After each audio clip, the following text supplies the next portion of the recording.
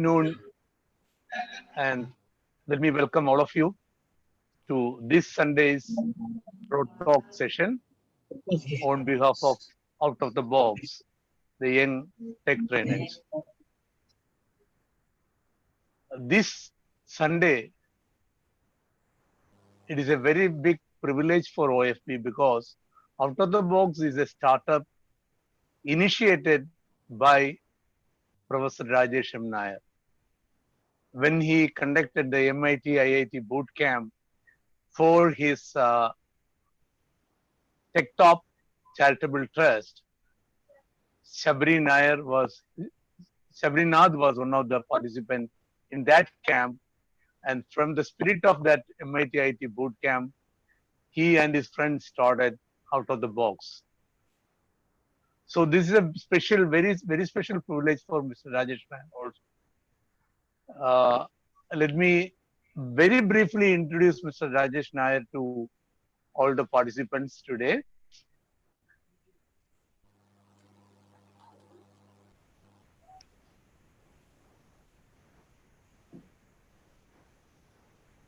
Mr. Rajesh Nair hails from Kerala, from a coastal village called Chirayangil. From there, not getting phone. From there, he has gone to Bangalore in Indian Institute of Science.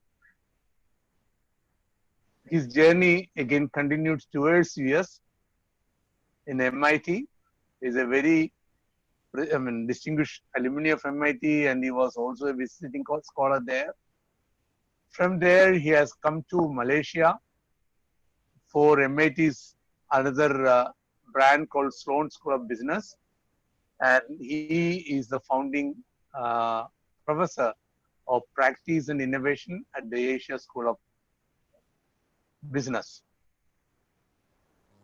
So this is a small introduction about Professor Nair.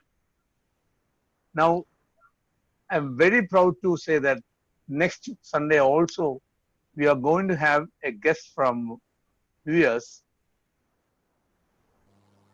He is a very young, dynamic Indian boy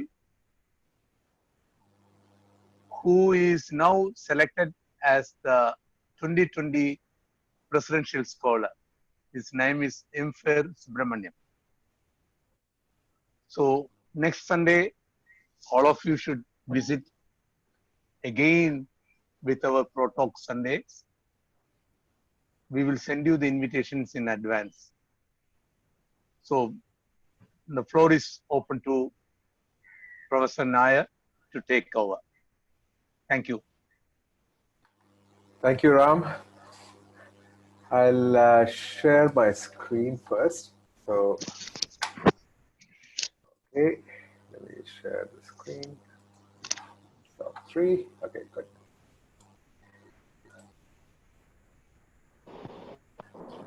Good afternoon, everyone. I'm in Kuala Lumpur right now, and we are also as shut down as anywhere else in the world. And I teach innovation and entrepreneurship at the ASB, and my passion has been to see how do we create entrepreneurs from in a country or in a region. And the interesting solution to most of the problems is to create entrepreneurs, because entrepreneurs solve problems, entrepreneurs create jobs, entrepreneurs create wealth. I don't know if you see my screen.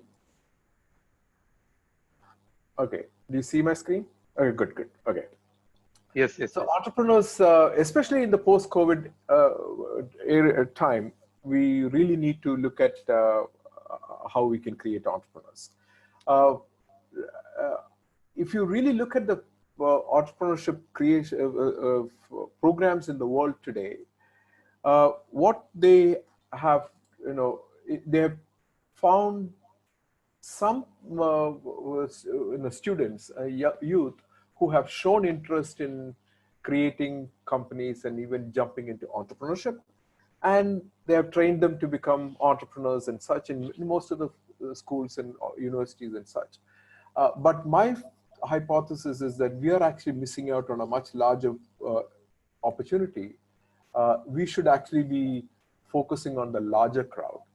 So my thesis at MIT was, how do you change the mindset of an average student who is trying to graduate of college to take up entrepreneurship? And if you could come up with a methodology that works and it could be scaled, you could actually create about 100 to 1,000 times the number of entrepreneurs in a country, and that could absolutely change the country as such. So now that has been my thesis, and currently that is my research, at Asia School of Business. On a university platform, if you look at, you have a whole universe of students, and some of them aspire to become entrepreneurs, some of them become student entrepreneurs, some of them become experienced entrepreneurs. Okay, so when I was doing my thesis, this was about 5 years back, I found in India on an average college, the conversion rate was 5,000 to 1. So out of 5,000 students, one of them become a student entrepreneur. I'm not talking about what they do after they graduate, but while they're still a student. That, I believe, is really, really low. And this has all the social issues that actually make this happen, because parents are asking everyone to just graduate and find the job that they can find. The fear of failure, and entrepreneurs are seen as very different animals. They're not seen as someone who settled down and all these kind of things. I've heard stories of men can't get a bride because he's an entrepreneur, all kinds of stories like that. But when you look at the percentage conversion is very low. If you look at these things as taps that control the flow of the students to aspiring and the student entrepreneurs, in a university setup, if you have an ecosystem that starts to open up these taps. If you have entrepreneurs, you have investors. Investors start to help the flow of entrepreneurs. They start to help the ecosystem in the college. University programs start to encourage the ecosystem. Government policies and programs and funding start to encourage university programs, which they enhance ecosystem. But when you look at all these things, what you see is that entrepreneurship education training, I'm combining all these things into EET. They start with aspiring entrepreneurs, and then they take them to the right. What I believe what is really missing is, how do you change the mindset of an average student to even to think that I want to be an entrepreneur? And I believe this is the leverage point. If you could actually go down to this point and make a change in the university that changes the number of pre-entrepreneurs, I'll tell you what pre-entrepreneurs is. That actually starts the flow, and you can actually really becomes a force multiplier in this whole program. So what is really missing are these pre-entrepreneurs. Pre-entrepreneur is someone who has a skill set and mindset required to be an entrepreneur, and the confidence and aspiration to take the first step. But they have never done a entrepreneurship program yet. Okay, they just have built all your skill set and mindset. I'll come into what the skill set and mindset mean. And so I was born and brought up in a village in Kerala, and if left to everything, I have no idea where I would have been. But I know there was one intervention in my life when I was 10 to 11 years old, where I used to go sit with this radio repair guy who showed me all how a radio works. And I got so excited. I used to start learning things. I started making electronics when I was in high school. I studied physics. I studied electronics engineering. Then I went to do post-graduation in product design and in mechanical engineering in UMass Amherst. Then started companies, designed hundreds of products in electromechanical large products. Then I went to MIT to study more things. But if I go back and find, there was one time when that I got excited with electronics, and somebody just showed it to me, and it just picked up from there on. And you could actually change the life trajectory of people if you have the right kind of intervention at the right time. So for my thesis, when my advisor asked me, how are you going to create this? I said, I'm going to reflect on my own life and create a process and I test it out on different kind of students and see if it really works. And that is how my whole thesis started. So I start with people who have never even thought about becoming an entrepreneur. I call them zeros. It just means uninitiated. And I train them to become makers. Makers are the creative types who can learn things on their own, technology is not an issue. They can ideate things, they can make things, they can fabricate and play with things. We are not expecting any of them to solve any world problems. So we created this thing called Zero to Maker. And one of the programs is a 48-hour Maker Fest, where in 48 hours, these school students and college students learn to ideate, design physical products. They learn CAD, 3D printing, electronics, coding. And at the end of the second day, they have to create a product, they have to create a movie and a presentation. And you may think that they won't be able to do it.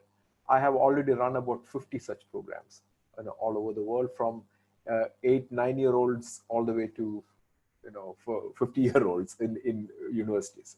So the program kind of goes like this. And I just want, these are 17-year-olds, high school graduates, just about going to join a college. So they've, I know you cannot hear the sound. They basically learn the 2 days. They learn to, let me see if I can turn on the audio. Okay, it's not coming through. Okay, so they learn all this CAD and coding and 3D print parts, and they wire up electronics. And this kid is just making a automated baby cradle.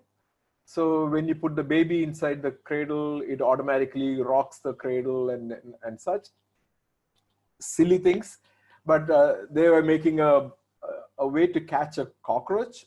So when a cockroach walks in, it automatically senses motion and it closes. But these are school kids. They made this in 2 days. And this is what they call a useless box. When you turn it on, it'll turn itself off. It can get angry. It can play with you.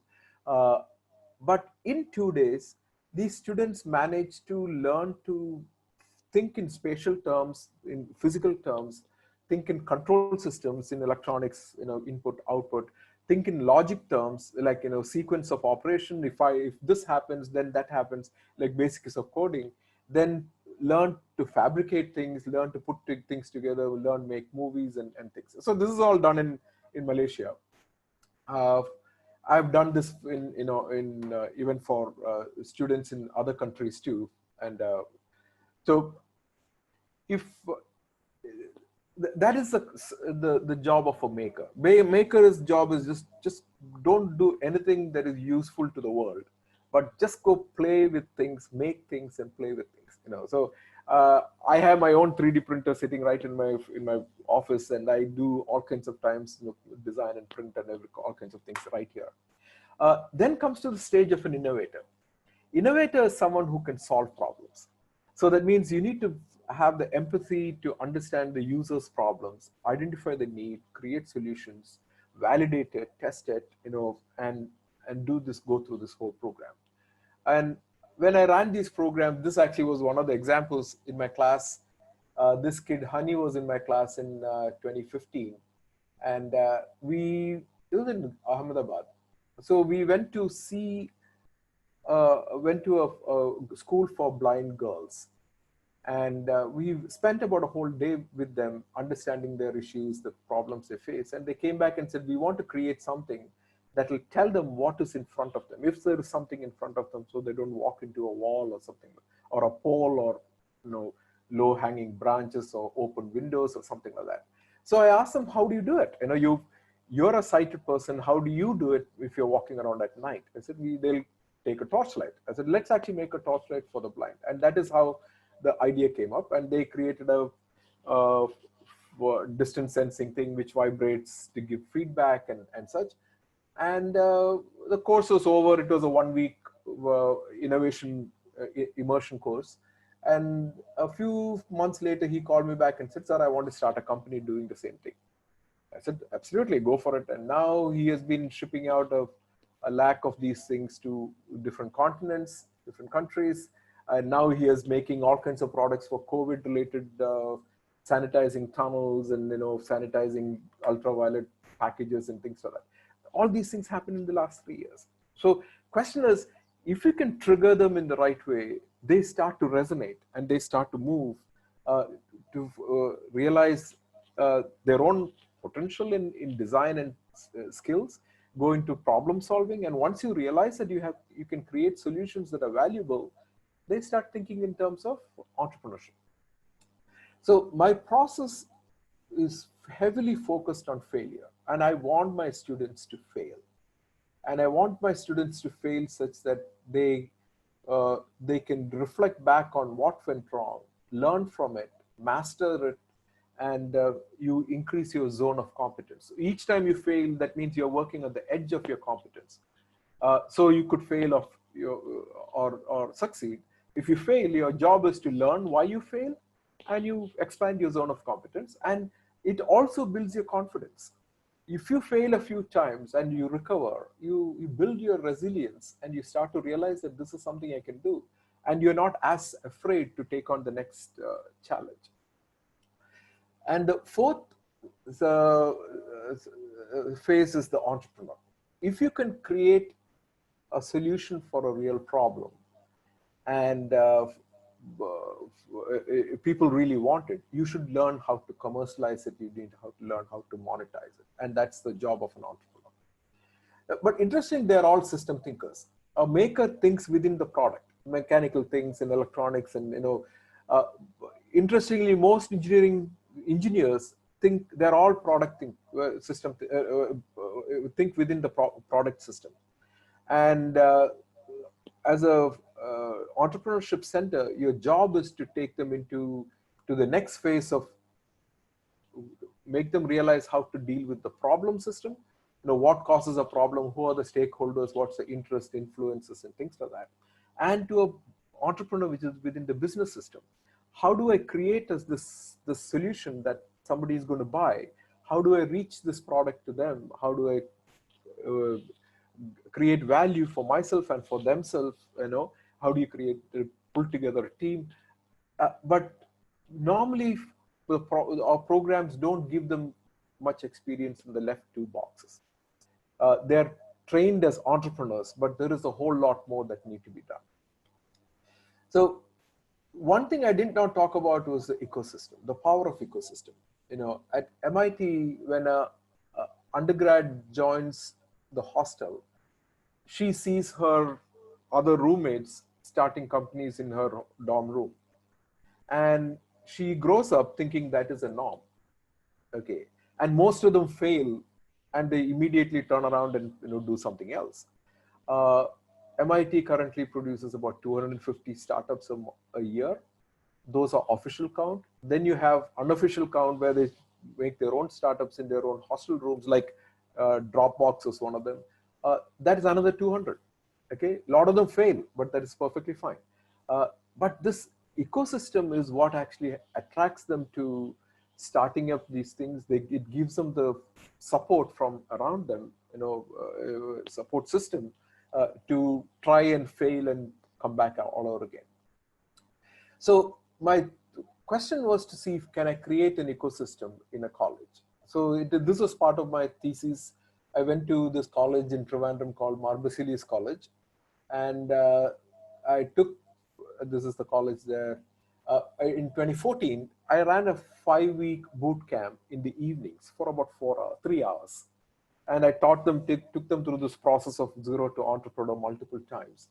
I took 50 students from first year to fourth year, both girls and boys, all disciplines, civil, computer science, mechanical, everything. And very broad background, from rural background, city background, with parents with high education, rich and poor, and all kinds of things. So we took them through this whole thing of how to design, how to make products, go out, test it, find a problem, see what the value is, and such. And this was the impact of the intervention that happened. So this was a picture that I took on the fourth day or something like that of the program. This is in 2014. These kids have all graduated, they all grown up and, and gone. Out of these 23 or 26 kids, we had 11 kids, 11 students who started companies. Okay, so what it tells you is that when that kind of conversion is possible. Okay, so 11 students out of 26 in this picture. Out of 50, close to about 25 of them did their first startup. What this tells you is that you can actually change the conversion ratio. You remember we talked about 5,000 to 1. In this small experiment, it was 2 to 1, 1 out of every other student. In 2014, the number of startups that came out was about 11, and over the next 4 years, I think some 22 startups came out. This was all in a college that had 1 student startup in the previous 12 years since its founding.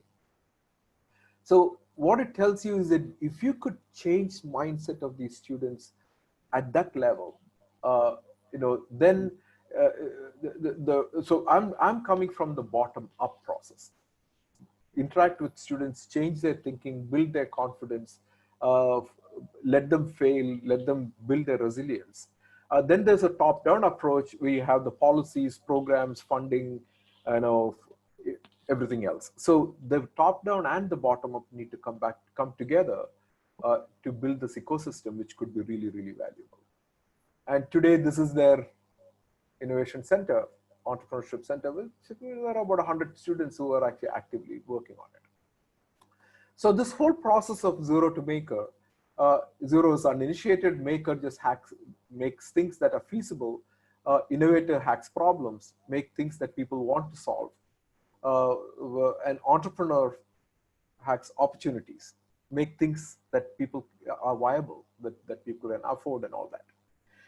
So recently, as my interest now is, I believe at this point that 20s is too late to intervene.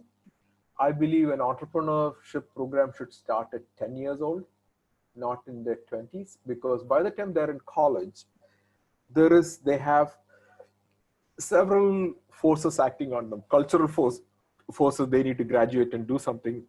There are social pressures on finding a job and settling down and all these things. But if you can actually interact with students when they're in school and they don't have all these pressures on them and they have 10 years of trying and building to try and build this confidence over time. So now my focus primarily is on school students. And most of the students, of course, don't have labs. So we created this program called Zero Lab, Mini Lab, and Maker Lab. Zero Lab is I go out to these places and teach students to make things from trash. So they were making cameras and towers and musical instruments and all the trash that they bring from home. This was in Indonesia, other one was in Idar in Gujarat. So the interesting thing is, next thing is called a mini lab. Mini lab, we gave them very minimum things, tools like 4 motors, 4 wheels, 2 DP/DT switches, double port, double throw switches, and a power adapter, and said, go make a robot that can play football. So a month later, we went back to the village. This is in Idar, and the students had created these robots, and the tin sheet is old cans and boxes and things like that they put together, and they were playing football with that. And the interesting part is that look at the kids, the little kids. Okay, what happens is that for them, this little intervention is what I got when I was 10 years old, and if you can put the little seed of hope and seed of change at that age, you actually have a very interesting future ahead of them. So the village school took it up, and then they started doing it as an event where students have to go through obstacle courses with these kind of robots. And now some of the students started working with local carpenters to create more fancy and more sophisticated robots that can pick and place and do clamp and all these kind of things. Okay, and these are all, and the very interesting thing is, we started bringing girls into technology. Normally, the cultural force is that the moment there is something like this, you know, parents themselves discourage girls from doing all these things. They have exactly the same ability to do all these things, but there is a social force that actually stops them from taking all these things up. But once you show them this and make them realize that they can do it, they completely change. So the question is, how do you reach girls at 9, 10, 11 years old with all these things? And they, okay, this is, they created the same thing with with cricket. They, you know, it actually plays cricket with that and such. And again, silly things.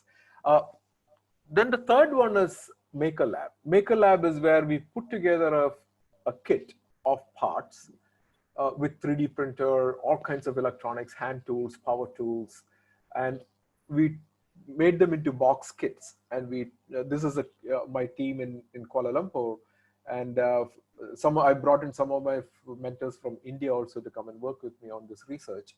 So the idea is that if I could work with 17 schools, 10 of them were in Malaysia, 7 near Mysore in Karnataka. We went to government schools for 7th and 8th grade students, 13 and 14-year-old students, and we brought 6 students and 2 teachers from each of these schools to a workshop that I ran. And during this workshop, they were given this kit of box of all the electronics and 3D printers and the whole lab. They learned to use all of them, and next 6 months we gave them mentorship to see how their mindset changes over time. And after 6 months, we had a competition between all the schools. So what I did not realize is that when I started the workshop, I realized that close to about 80% of these students had never used a computer before. They don't have computers in their school. And we gave them 3D printers and CAD software and all those things, and we realized that they didn't even have a computer. So we had to give them computers in a hurry. And then we went back to the school and realized that they don't have internet. So then the teachers had to use their phones as hotspots to let these kids learn all these things. So this is a short video of what happened on the first day in the first 3 hours. This is in Malaysia. This is in the northern end of Malaysia on the border with Thailand. So we brought these 13 and 14-year-old students, and we gave them a box of the 3D printer kit. And each school the students had to read the manual. We helped them assemble the 3D printer, learn CAD, design their first part, and 3D print the part before lunch on day 1. So I don't know if the video is visible. So these are 13 and 14-year-old students, okay? And they learn to figure out how to assemble a 3D printer. And then they went into the next phase of learning CAD. And the CAD was, we use SketchUp, which is the simplest CAD we could find. And they learned to make the simplest little, like a name tag or, something like that. And then the job is to print it. And they could do it, So, and they don't have engineering degree. And actually, they don't have exposure to most of these things either. And that is what the beauty of it, okay? And what I realized is that I can hear a lot of you thinking, oh my God, I won't be able to do any of these things. And that exact thinking is what is stopping you from actually getting there. And we believe we can't do it, so we don't try it, so we don't do it, so we have proven ourselves right. And we need to break the cycle somehow. So, today, for these are the competence you need. I put A in STEAM because I absolutely believe that you need to have arts also included. But a maker experience actually can give you a whole bunch of these experience to these students, and this is from European reference framework on what to teach these kids. So another example is in East Timor. This is the Minister of Education of the country, and this is the lab that I set up for them. in Dili, East Timor. That's a small country on the eastern tip of Indonesia. Uh, we brought young adults, high school to college and beyond, and taught them all these things and technology. Taught them how to solve problems. We took them out into the farms and fish farm and vegetable farms and identify problems and come back and create products for all these kind of products. And these are the youth that actually go once they learn all these things. Now they go teach in schools in the country, and you're trying to change these kids while they're in school. And if you can change them when they're in school, you can put them on a slightly different life trajectory, that by the time they're in 20s, they're in a very, very different place. So here is what I learned in my experience so far. I think we are leaving behind millions of absolutely wonderful minds because we don't give them the opportunity. And so, next is mentors make all the difference. The top-down approach is one thing, but you absolutely need to have the bottom-up approach of reaching these students, mentoring them to build their confidence to take on the next step. And early intervention is absolutely critical. So, instead of trying to reach them when they're 20, actually as universities, you should focus on students in schools, because you will get better students when they graduate and come to your universities. But you cannot have I'm only going to look at when they come to college, to see how we can train them. How do you reach out to schools and create programs with colleges? Maybe the college students can go out and teach in schools. So why do universities need to build these ecosystems? First is currently, most of the measure of a university is a college is by number of placements, okay? And a 90% placed or 95% placed or whatever, it doesn't matter. Because most of the good schools don't talk about placement. They talk about how many startups came out, how many jobs were created. And I believe any university in India today, if you can create, say, 50 companies a year and 200 jobs a year, you only start with one company a year, that can build, that would be a very, very sought after university or college that students would come to, because that's a place where entrepreneurs and ecosystems and startups happen. You need to have interdisciplinary learning. In most engineering colleges, if you join as a mechanical engineer, you graduate as a mechanical engineer, and the rest of your life, you're a mechanical engineer. And you don't realize that you could actually learn everything. A mechanical engineer should know electronics, and should know coding, should know, several other biotechnology part. And so is all other disciplines, because there is no job today that is unidisciplinary anymore. And for the fourth industrial revolution, you need to have multidisciplinary training. And how do you create employable students? You have seen studies talking about, only 20% of the graduates are employable, and maybe even less. But how do you create employable students who have hands-on experience, multidisciplinary learning, that companies would come and stand in line to hire them, because one college treats students very, very differently. So currently, this is a challenge. This is from a UK universities that are facing issues of placement of school students, admission have come down. This is all with post-COVID. There's a fee challenges, because some of the colleges have gone online, and students are asking, why should I pay the same amount if I'm studying it online? Students' expectations and what the colleges are offering, there's a big gap between them. They can look for alternative education. Like, how do you recruit faculty and such? But if you could actually create a university or a college with very high startup culture, you can address all these things. So the takeaway, three things. One is entrepreneurs create jobs, and entrepreneurs and innovators can be created. Absolutely, there is no such thing as I'm not born an entrepreneur. Even if what happens is when you're born into an entrepreneurial family, that is your ecosystem that builds you. If the same person was born somewhere else, you may not have had the impact of the ecosystem. And it is the ecosystem that can transfer individuals and communities. So as Ram mentioned before, I've been doing these kind of work in India for so long. TechTop is one of the non-profit I started in 2006, and Ram had been very, very active in that. We've run 13 challenges every year, and we brought MIT and ran workshops, month-long workshops, and ran Tinkerfest for several ATLs in Delhi.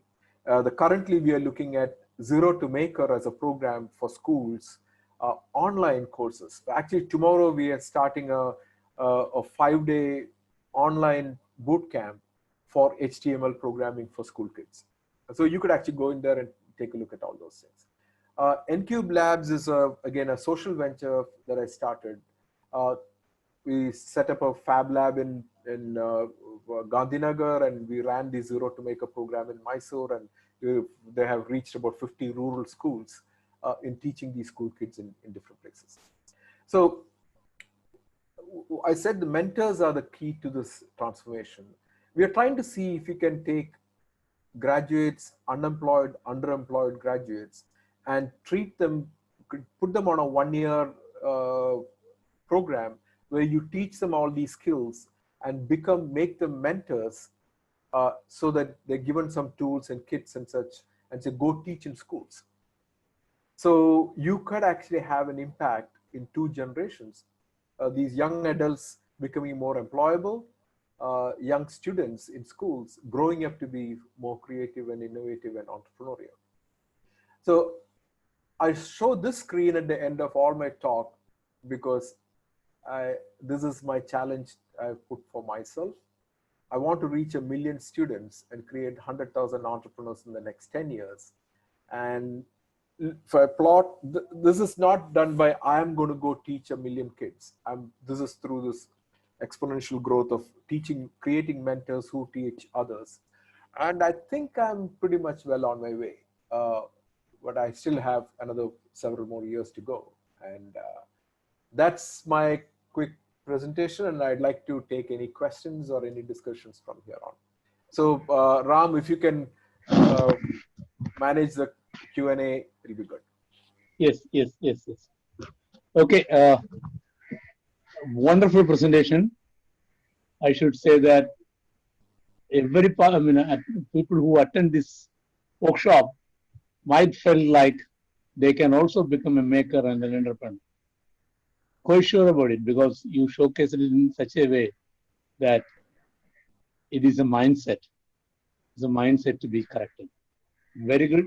And anybody want to ask any questions, please raise your hand so that I can call the names, or we can start asking questions.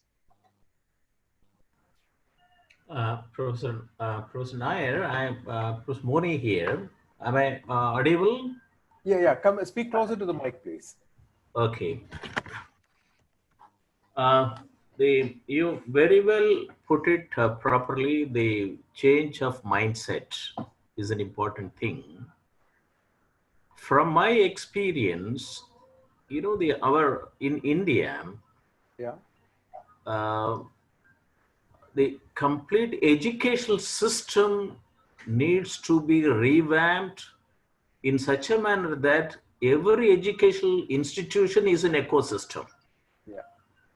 I was a visiting professor for a very, based on my work in the area of IT and agriculture, and after my, while in service and also after retirement, I found out that they got only vertical walls. They have about something like 70,000 students. And all vertical walls, when I talked about IT in agriculture, they have 5 IT departments teaching IT, education. They don't even talk to each other. And this is the problem which in India we have to solve. We have 4,500 engineering colleges in the country. And we have umpteen number of problems at the grassroots level in 715 districts. So many schools. So what's the question? The question is that you rightly put it, that the mindset, the how are you going to change the mindset of the faculties who are teaching, who are in schools and engineering colleges and universities? Students will always learn it, because I'm also a student. Like what you said it very nicely, that you got inspiration from an mechanic radio shop. The same thing is true with me. I'm not an agriculture scientist. I'm a mathematics student and computer science person, but I learned agriculture because we are from the agriculture, rural area. So how are you going to change the mindset of the faculties So this who teach is very, students? yeah. So this is a very interesting question, and this is it's a big challenge. So I believe it is very difficult to go change the university systems, education systems, if because there are too many players involved, from government to Department of Education, and with very different interest and influence. Okay, so if the top-down approaches, most of the top-down approaches have failed because it is very difficult to break through all these things. I believe the change should start from bottom up. So the program that I'm currently working with for Indonesia, Malaysia, and Thailand is to see if we can work with 25 universities, create these kind of clubs within the universities, and ask these students to go out and teach in all the schools around them, and interact with this university and the student, interaction between all these students, start to create an ecosystem. And once the ecosystem start to change, then all the other people within the ecosystem will also start to change their mindset. And that is where I feel we need to start, because there is no easy way to solve it from bottom up, from top down. There are too many players who may have very different interests, and so I gave up on trying to change from top down. I said, because I can beat my head on the wall for a long time, and finally nothing much would happen. But if I really want to make an impact, I almost have to start from the other up. Now, sorry for making one more statement. Why I particularly made this statement to a person like you, is that, I traveled more than 400 districts in the country during the last 40 years. And when I looked at the educational institution, I particularly talked about the faculties in the educational institutions from top to bottom, in almost all, in the entire, ladder. I think, like you rightly picked up the students of various disciplines. Now you are concentrating in the school. We have to, a complete mind change up of the faculties who are supposed to teach the rural students. I'm not bothered about the students from urban here is areas. Let me just give you my observation on that. So I know there are teachers in this group, but this is my observation from, we have a culture where we look at teachers as a source of information, okay, which 20, 30 years back was true. When I was studying in school, if I had a question in physics, there were two people in that whole campus. I studied in a Sainik school. There was two people in the whole campus who could answer me, and the library had very little anything, okay, books there. So all I knew I had to get from these two people. Okay, so today, if I have a question, I can pick up my phone and find 15 different explanations for any question I have, from any universities, any professors, YouTube, and all these kind of things. Now, so what I'm trying to get to is that when I have such access to information today so freely, so easily, what is the role of a teacher at this point? When anything I want to know, I can actually get. I'm a teacher, so I'm telling you, as a professor, I'm telling you, what is the role of a teacher? And I think at this point, the role of a teacher is not to give information, but to give inspiration. Because it doesn't matter, the teacher cannot know everything that the student needs to know. But if you have the idea that the student teacher is the keeper and the server of information, I think that would be the limiting bottleneck to flow of knowledge. Okay, the teacher should have the courage to say, "I don't know. Let's learn together." You know, I know that is a wonderful thing you just told me. Teach me more. I want to learn what you have learned. Do we have the two-way flow of information today? Because I can tell you, I know school kids, and there are some of them already logged in, who I would say can teach me today a lot more things than I would ever know. But I should have the courage to tell them that, yes, I don't know everything you know, please teach me. But the question is, that is a change in culture which actually would take quite some time. And I do not want to get into the thing of how do we change it, because that is beyond me at this point. So we only have so much time, so we need to kind of deal with that. What are the other questions? Anyone else want to come in? There were a couple of questions in the chat box. Yeah. I'll Thank you, just Professor Mani. This is that's a very, very relevant question that you asked. That is, I think COVID will correct that mindset. Yeah. COVID may correct that mindset of the teachers, hopefully. Okay. True. Now the question from Prayaga, Pragya Raj Purohit.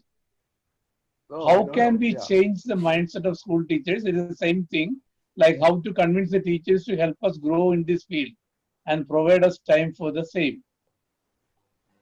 So that is one question I think we have already answered. Yeah, I would actually change the one word there. And how do you change the mindset of parents? Okay, so let's. Okay. That is one of the very because whatever happens, finally the parents are knocked out.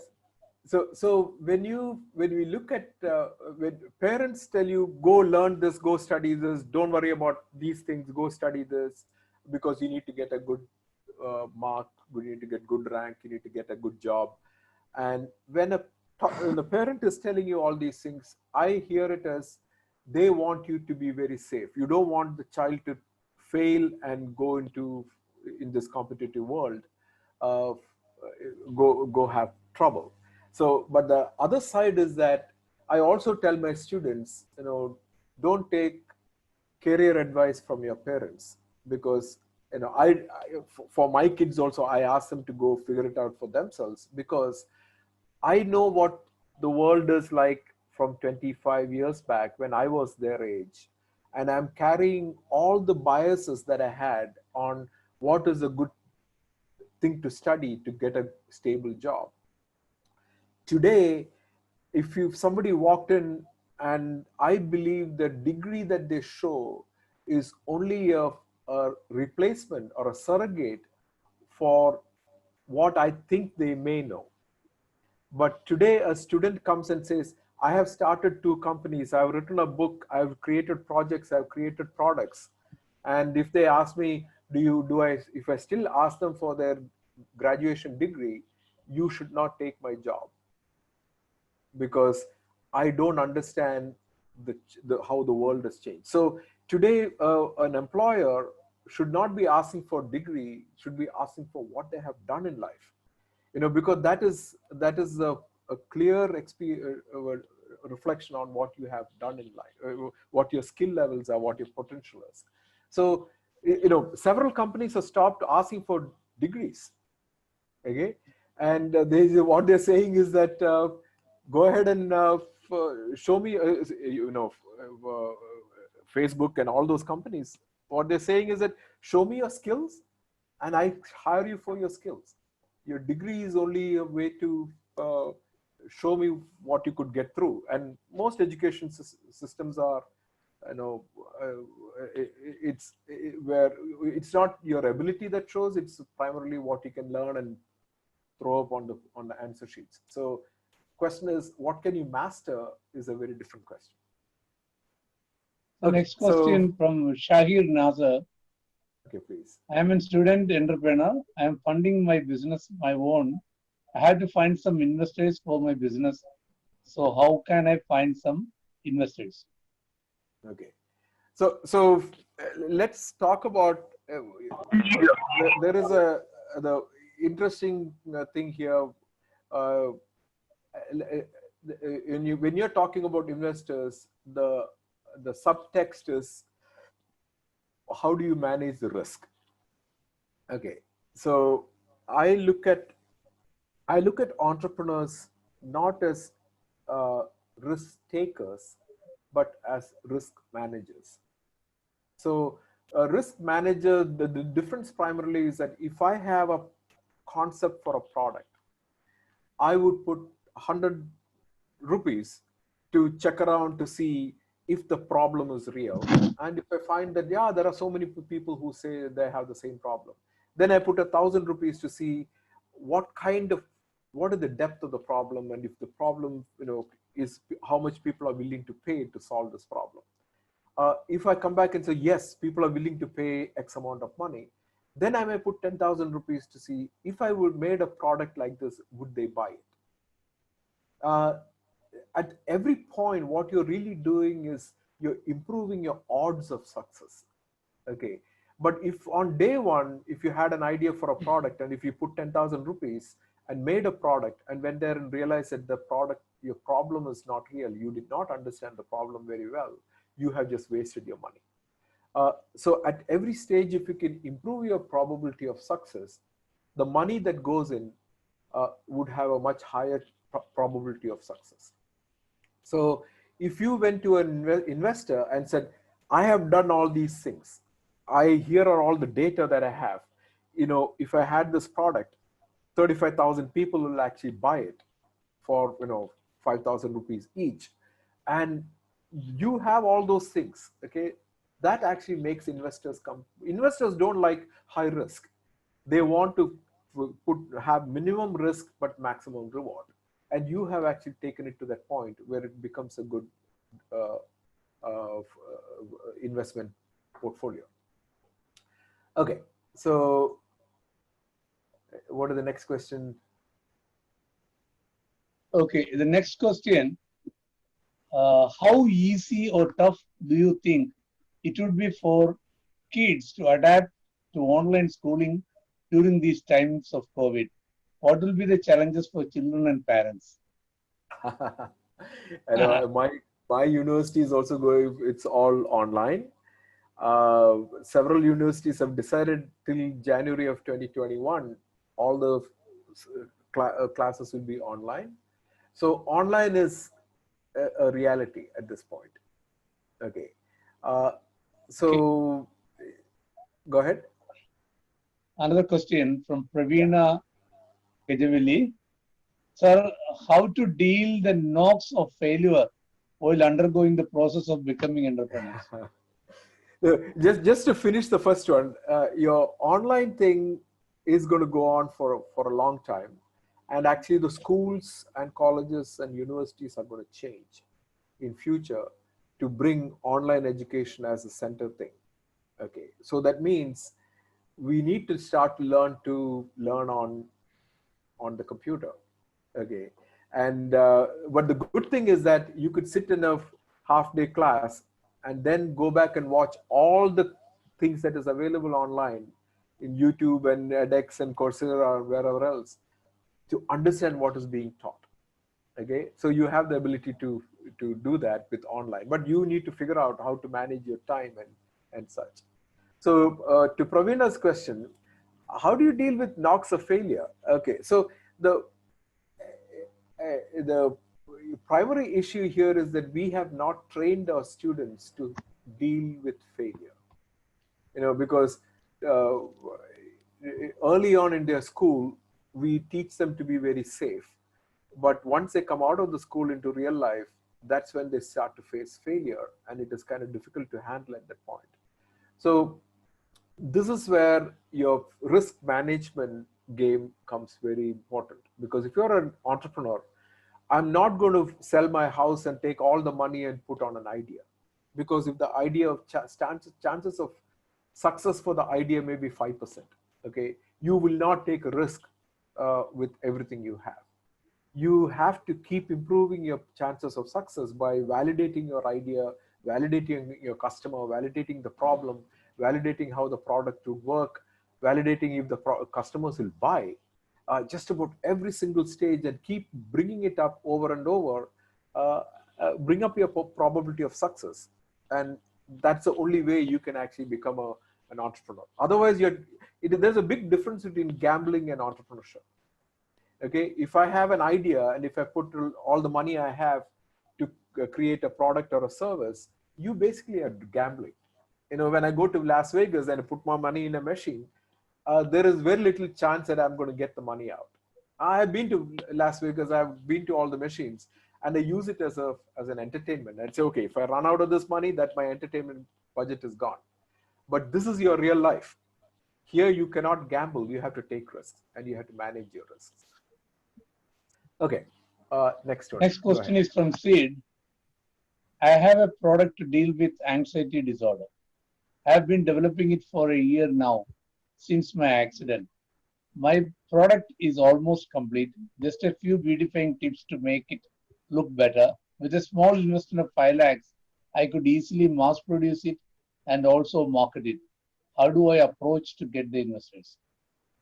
Okay, so you in my mind, if you have developed a product, I would say, if you're an entrepreneur, I would say, okay, just stop it right there.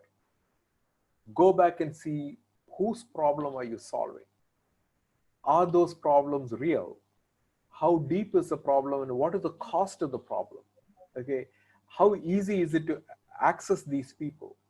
Would they accept your product? Even if they gave it for free, would they change their lifestyles? Would they to use your product? Okay, is it something that affects your within their purchasing limit? Is it going to affect their social status? It's not the product. Engineers think in terms of product.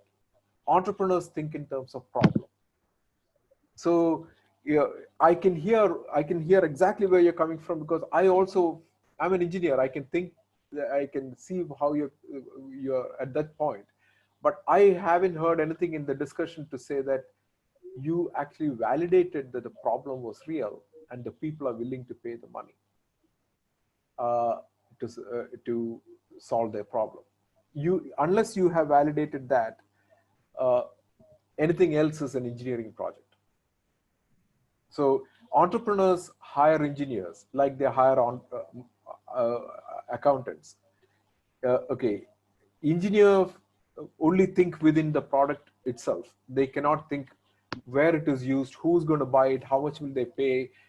That part of the business side of things are not addressed. So you should go spend the next month or two validating who your customer is and how do you reach them before you do any more, go ask for any more money. I know it's a very harsh answer, but entrepreneurs really require real answers, okay? Because if I were an investor in the company, I would ask you for the same thing. See, the one thing I can guarantee that, as what Professor Rajesh said, if you do that 2 months of workshop, homework, you will automatically find an investor. That is a true part of it. Okay, Pragya is having another question. How can I create a career for me with the skills I possess? Skill set? I didn't get the question. Well, how can I question is, how can I create a career for me with the skills I possess? Skills I possess. Okay. Skills, you're in school right now. Okay. Your skill set right now is above average for a school student. Extremely. I know Pragya, I have seen what she has done before. But your skill set it's a moving target. Okay. You currently are well above average in the skill set that you have. Your job is to keep learning more, so you're staying ahead of the average herd of the students at any time. So what you have today is only the basis for your future learning. Because how fast you learn depends on how much you know. If I know a lot of things, it's easy to learn more things on top of it because I understand how things work. So you currently are blessed with a lot of experience. Build on it and continue to learn. There's no such thing as I have. This is the definite amount of skills I possess. It's a moving target.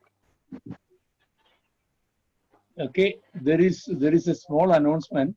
Now there is only 2 more minutes left, but I think they will extend the deadline. TechTop is organizing a 5-day online boot camp, and today 3 p.m. is the closing time. The registration details as put in the chat box. You can use it.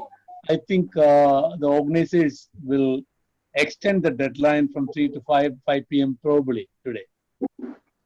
Okay. Okay. So this is one, and I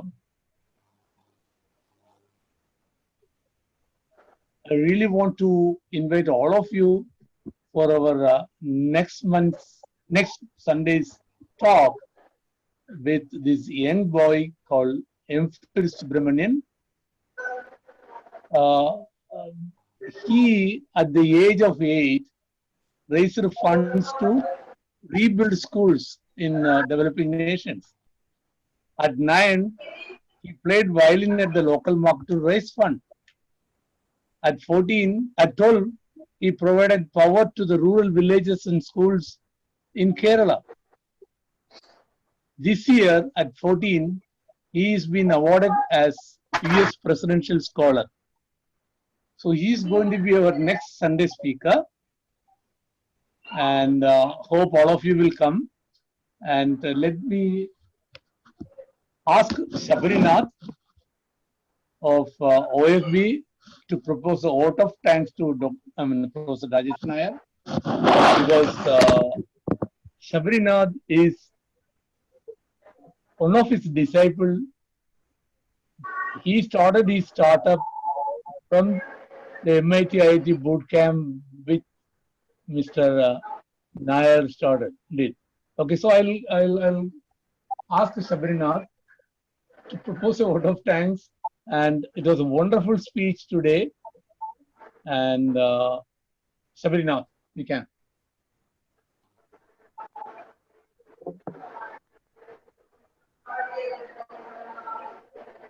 Hello, sir. Hi, Raj, sir. Hi. Okay. Hi. Yeah.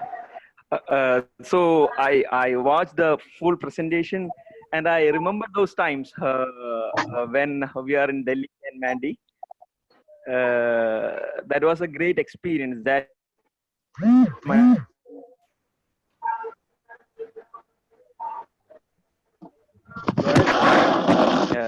have no words to say. The gratitude. Hello. Yes. Yeah. So my point of view is that you are doing a great thing. Instead of from the when I met you first, my brother used you in a TED Talk video that you started with. What if the number of startups that is increased by 10 times? Exactly, that changed my life also. That ratio makes sense. That you started with that also.